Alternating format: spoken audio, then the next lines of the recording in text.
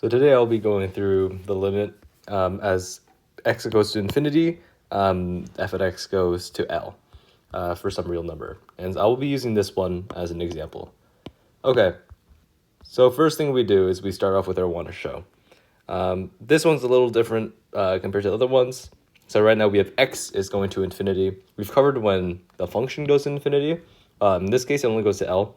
So we still have our epsilon, but instead of using delta, delta no longer applies here because delta is saying we're choosing an arbitrarily small delta when we say delta greater than 0 in our normal proof. But now we need to choose an arbitrarily large delta, right? So instead of using delta, we usually use k. So in other words, we say for every epsilon, wait, let me say want to show. For every epsilon greater than 0, this is the same as normal epsilon delta proofs. We want to say there exists a k in the reals such that for every x in the reals, if x is greater than k, then we have our statement here.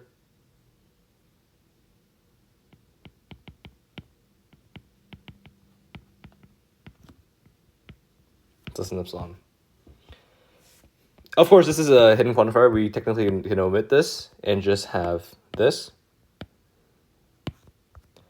But I want to make sure that this makes sense, because right now we're changing our statement to be when x is arbitrarily large, the function converges at this point, right?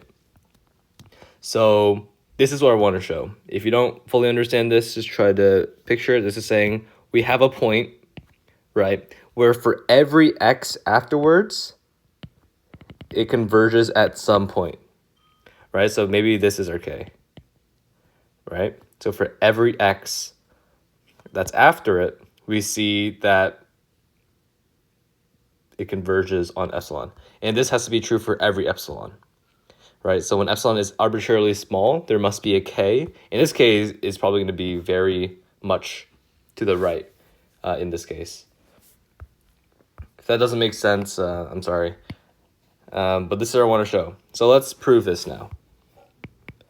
So first we fix our epsilon. And now we have to take a k. And k we do not know quite yet. Now we let x in the reals. And we assume that k is less than x. And now we have to somehow prove that this is true. And we will be taking our k in respect to epsilon. Otherwise, there's no way we can get to this conclusion. Okay, now let's do our rough work. So let's start with, as always, we always start with this statement, and we try to rewrite it in some way. So let's multiply -3 by x minus 2. Oops. So we end up with -6. Is that right? Yeah, that's right. Divided by x plus 2. Okay, now this becomes negative 5 over x plus 2. And we want to show that this is somehow less than epsilon. So let's take out our absolute value of -5 out here, which we can just rewrite as 5 actually. And we have 1 over x plus 2. So now we want this to be less than epsilon. And we know that x is greater than k. Okay, we know that x is less than k is less than x.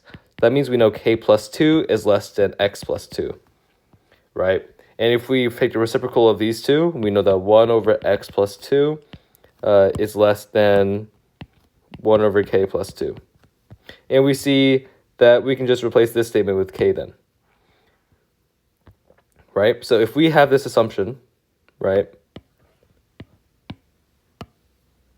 So we know that 5 times the absolute value of 1 over the x plus 2 has to be less than 5 times 1 over k plus 2. Would we agree? Okay, so now if we just let this end statement equal epsilons in some way, we see that we've proven our statement that we wanted to show. Okay, this is great. So now we can isolate for epsilon in some way.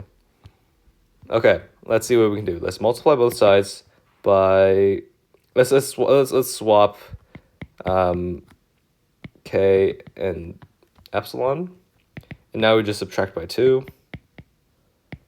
and boom, we found our k. Perfect. Now we can write our proof.